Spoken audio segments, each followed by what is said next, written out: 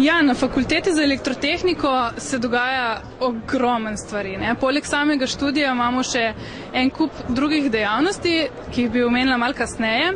V glavnem sam študij pa poteka nekako tako, da poleg osnovnega znanja iz matematike, fizike, elektrotehnike in računalništva študenti v višjih letnikih pridobijo znanja iz različnih področji, ki si jih tudi sami izberejo. To je vse od mehatronike, elektronike, avtomatike, elektroenergetike, biomedicinske tehnike, robotike, telekomunikacije in multimedije.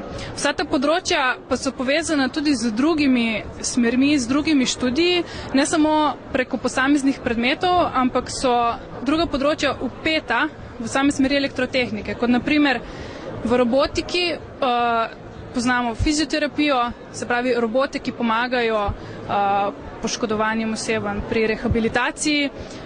Pri elektroenergetiki je seveda vpeta ekonomija pri sami prodaji in distribuciji električne energije.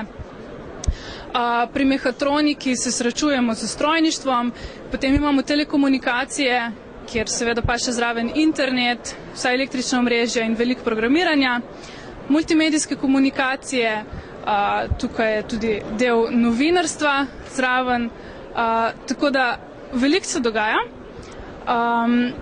Poleg tega je pa fajn tudi to, da je v zadnjem času vse več punc pri nas, tako da punce ne se bati elektrotehnike.